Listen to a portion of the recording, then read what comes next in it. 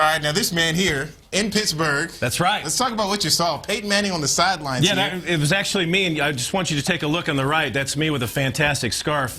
I wasn't photobombing Peyton. I was merely working. He arrived at the field really early.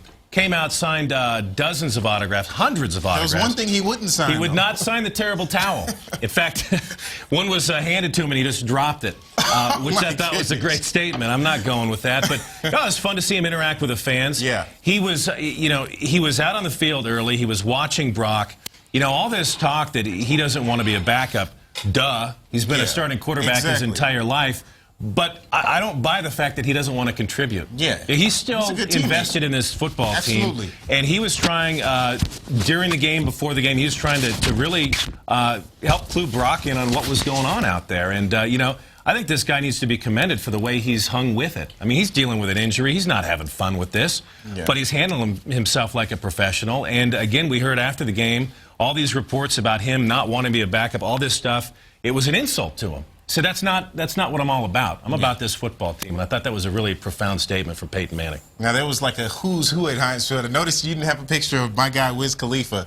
But, I did, actually. Oh, you did? And I tweeted out that Lionel has all his albums, but this guy might have been best dressed. This is Mel Blount, the Hall of Famer. We saw a lot of Steeler greats. I have to tell you, if you're a football fan, Pittsburgh has got to be on the bucket list to see a football game there. I don't care if you're a Steelers fan or not. Great environment. Yeah. That is, we did a stand-up on Saturday night about 30 feet from where Johnny Unitas grew up, I'm told. So, I mean, there's so much history there, and those fans just embrace football. It's really cool. The Steel City, it's a good football town for sure. Absolutely. We also saw some bad things, unfortunately. We did. David Bruton Jr., he was playing hurt. Man. And this is Bruton after the game. He couldn't even make it to the locker room without help. And watching this man walk, he must have walked 100 yards within the catacombs of Heinz Field. Painful. I mean, this was like baby steps. It was excruciating.